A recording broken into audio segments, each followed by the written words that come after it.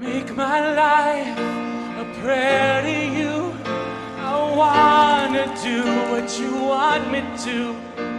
No empty words and no white lies. No token prayers, no compromise. Hi there, my name is Renee and I am a good enough mom. Thank you so much for joining me today. With Easter around the corner, I'd like to share with you one of the Easter traditions that our family has. As a Christian family, we are trying to move our focus away from Easter bunnies and Easter eggs and onto Jesus Christ and his death on the cross and his resurrection from the grave. And we try to do this by having fun activities that we can do with our children where we can explain the Easter story to them. So the activity that we're going to do today is where we make some Easter story cookies.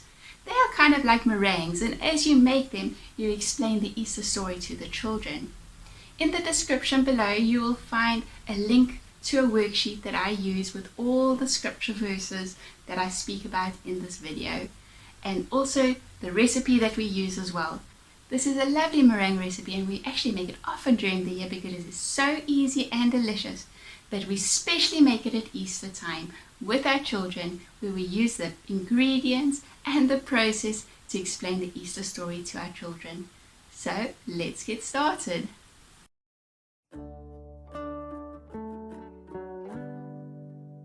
Today we're going to be making Easter cookies. You can also call them resurrection cookies. So let's get started. The first thing we need to do is put the oven on at 150 degrees Celsius. The next thing we need is some nuts. We're going to use some pecan nuts, and we need 1 cup.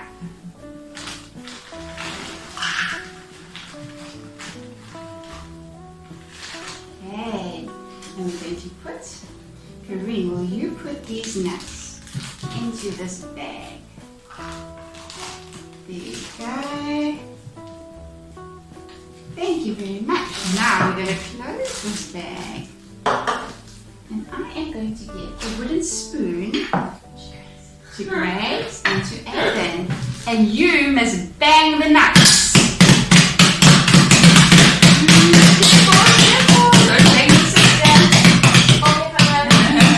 Okay, look for a big one and bang that big one.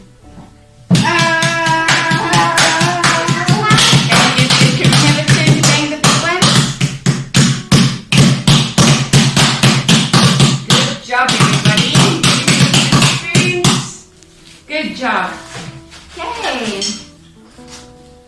Now remember, before Jesus was crucified, he was first arrested and the Roman soldiers beat him.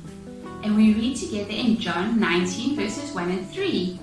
Then Pilate took Jesus and flogged him. That means they beat him. And the soldiers twisted together a crown of thorns and put it on his head and arrayed him in a purple robe.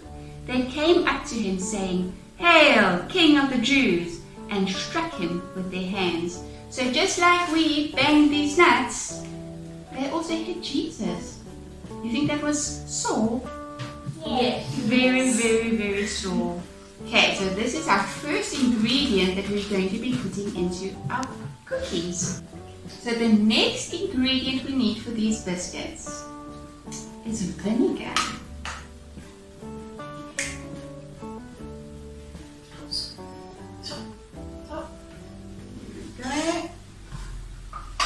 Okay, smell this vinegar. I can smell it already. Does it smell nice? It smells like mayonnaise. Does it smell a bit like mayonnaise? Yummy! Who would like to taste the vinegar? Me! Okay, dip your finger. You want to taste the vinegar? Is it nice? Yummy! Karine, is the vinegar nice? No, it's not nice at all. Okay, so let's put the vinegar in our bowl. Okay. When Jesus was on the cross, they put him on the cross, and he was thirsty. Then guess what they gave him to drink? Vinegar. Vinegar. Do you think that's a nice thing to give someone that's thirsty? No. No, that's not nice I at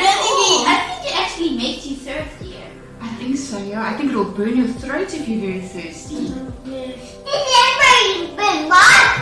Didn't it burn your throat? You like vinegar. Okay, so we read in John 19, verse 28 to 30.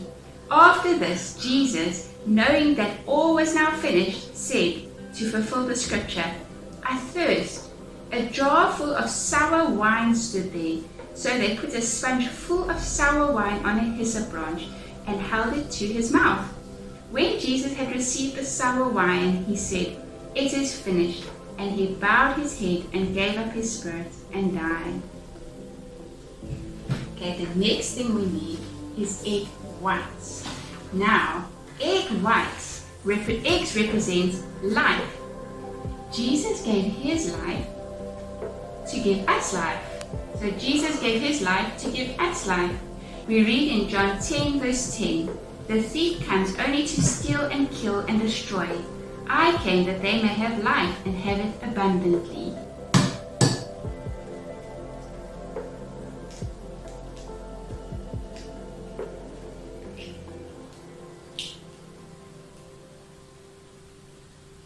Okay, so we separate the egg.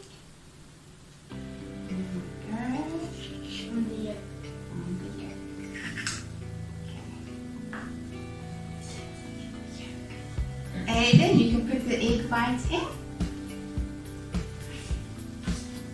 So we need 3 egg whites. What are we going to do with them? 1. A bit by put it down again.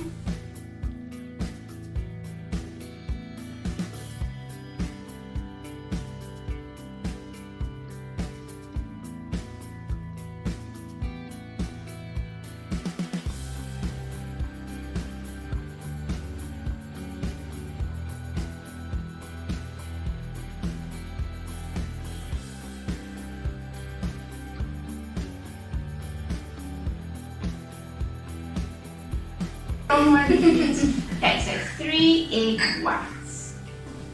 Okay, the next ingredient is some salt.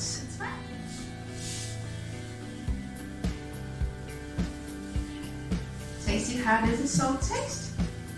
Then you want really? Really? You like it? Yes. Yes. Okay. No. You like the salt, Aiden? No. Okay. Normal people don't like plain. I like salt. You like salt, okay. I So, like good stuff. the salt represents the salty tears that were shed by Jesus' followers and the bitterness of sin. Have you ever tasted your tears before? Yes. How do they taste? Not like water. No, they're not like water, they're a little bit salty. So they represent, remember when Jesus died, his friends were very, very sad and they cried and cried. It says in Luke 23 verse 27, and there followed him a great multitude of the people and of women who were mourning and lamenting for him. So, you tasted all the ingredients that we've put into our biscuits. Were they delicious ingredients or were they not so nice? I like it. But do you think that it'll make delicious biscuits? No. I think this won't make very delicious biscuits. We need something delicious. And what do you think that delicious thing is going to be? Peanut butter. Not peanut butter. Sugar. Sugar. We're going to add some sugar. Okay. So do you want to add the sugar? Okay. So the sweetest part of the story is that Jesus died because he loves us.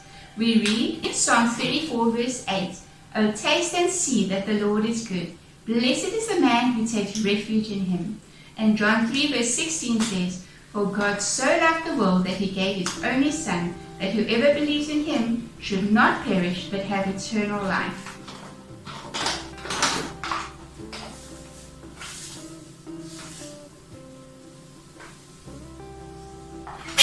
Bless you. Okay. Now we put in the sugar. Yes, you put it in? Good job!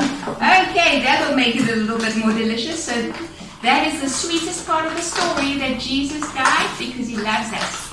So the next thing that we have to do is we have to go put this in the mixer, and we're going to be putting it in for 12 to 15 minutes, which is a very long time. So you can go play a little bit and I will call you when we're ready for the next step. Tell me, what color is this? White. White. Was it white beforehand? No. No, it turned white when we mixed it. So the color white represents purity in God's eyes of those whose sins have been cleansed by Jesus. In the Bible it says in Isaiah 1 verse 18, "Come now, let us reason together, says the Lord. Though your sins are like scarlet, they shall be as white as snow. Though they were red like crimson, they shall become like wool." Okay, Karina asked if she can put the nuts in. Yes. I want Do you also want to? to. No. No, just green. Just pour it on in. There we go. Good job, good job. So now we're going to mix these nuts into our white meringue mixture. Here we go. Who can remember what the nuts meant? And that was that Jesus was beaten. Yes. Even is that what you wanted Yes. to say? Yes. Yeah, just like we beat the nuts, Jesus was also beaten, so he took our punishment. So now what you're going to do is, you're going to take a spoon full of the dough, and you're going to put it over here. But be careful that they don't touch the one next to it. Each of you can put a spoon full of dough here. It won't just shake it. That. Yeah. Okay. Hold these two. Help you, Aiden. Yes. There we go. I'll help you with that. Okay. I'll be a man. Oh Okay, everyone can pop their spoons in. no! I know you must one. Now, each of these little cookies represents the rocky tomb where Jesus' body was laid. In Matthew 27, verse 57 to 60, it says, "When it was evening, there came a rich man from Arimathea named Joseph, who also was a disciple of Jesus. He went to Pilate and asked for the body of Jesus. Then Pilate ordered it to be given to him. And Joseph took the body and wrapped it in clean linen shroud and laid it on his own new tomb, which he had cut in the rock. And he rolled a great stone to the entrance of the tomb and went away." So next we're going to be putting our cookies into the oven. You can open. There we go. Now, Robin, you can give each person some tape. And now we are going to seal the oven door. So you can show the girls how to do it. I can. I know how to. I know how. Do you know how to? We're just going to wait. This is great. So everyone's got their tape. Okay, let's show how to seal the door. I know. There we go. Rub, rub, rub. Rub, rub, rub. Okay. It's hot. Be careful. Is it going to be easy to open this oven? No. No. You know what happened to Jesus' tomb? Okay, is your one coming off? There we go. Okay. You know what happened to Jesus' tomb? They were scared that he was going to get out of the tomb. So then they sealed Jesus' tomb. It says in Matthew 27 verse 65 to 66. Pilate said to them, "You have a guard of soldiers. Go and make it as secure as you can." So they went and made the tomb secure by sealing the stone and setting a guard. Okay. So now, do you think our cookies are ready? No. Do you think they'll be ready in 10 minutes? No. When do you think they'll be ready? Tomorrow. Only tomorrow. Do you wish you could eat them now? No. Hey? No. What do you mean no? But it would be nice if they were ready now. Yeah, if it was ready now, Yeah. not it's just bad. So do you feel a little bit sad to leave them in the oven until tomorrow? No. Well, if they were ready, yeah, we're different. So Jesus' disciples were very, very sad when Jesus was put into the tomb. And they were in deep despair when this tomb was sealed. In John 16 verse 20 and 22 it says, "Truly, truly, I say to you, you will weep and lament, but the world will rejoice. You will be sorrowful, but your sorrow will turn into joy. So also you have sorrow now, but I will see you again, and your hearts will rejoice, and no one will take your joy from you." So, now we're going to have to leave these biscuits in the oven until tomorrow. Open it! No, don't open it. Okay, just leave it on. Okay. Good night, everyone. So now it's Easter morning and we're going to open up the oven. Let's see what they look like. There you go. Okay, Robin's going to take it out and put it on the table. There we go.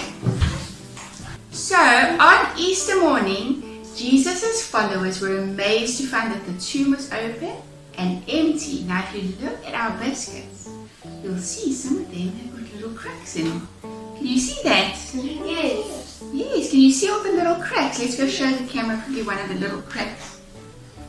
Let's see. Should we take this one? Oh, there's a... Okay, this one's got a crack.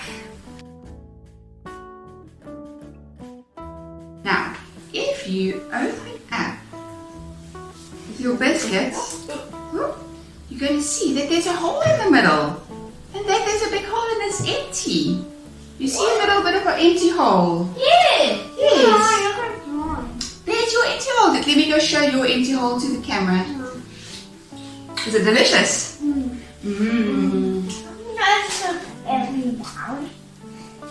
See, there's an empty hole. There we go, and you see our rocks from our rocky tomb. Okay. You also got an empty hole. Yes, because that shows us that the tomb was empty. So on Easter morning, was I also going to show yours? There we go. There you go. So on Easter morning, Jesus' followers were amazed to find that the tomb was open and empty. And why was it open and empty? Jesus was alive. Jesus was alive. Jesus had risen from the dead. So we read in Matthew 28, verses 1 to 9. Now, after the Sabbath, toward the dawn of the first day of the week, Mary Magdalene and the other Mary went to see the tomb. And behold, there was a great earthquake, for an angel of the Lord had descended from heaven and came and rolled back the stone and sat on it. His appearance was like lightning, and his clothing white as snow. And for fear of him, the guards trembled and became like dead men. But the angel said to the woman, "Do not be afraid, for I know what you seek, Jesus who was crucified. He is not here, for he has risen, as he said. Come, see the place where he lay. Then go quickly and tell his disciples that he is risen from the dead. And behold, he is going before you to Galilee. There you will see him. See, I have told you." So they departed quickly from the tomb with fear and great joy, and ran to tell his disciples. And behold, Jesus met them and said, "Greetings." And they came and up and took hold of his feet and worshipped him. Okay, so these cookies, these meringues, are something that we make over Easter, and it helps us remember about Jesus that died on the cross. All the ingredients that we put in helps us remember all the different things that Jesus went through. And we wake up in the morning and we see the hollow biscuits, then we're reminded of Jesus that was risen from the dead. I hope you enjoyed sharing in our Easter tradition. Make my life a prayer to you. I wanna do what you want me to. No empty words and no white lies. No token prayers, no compromise.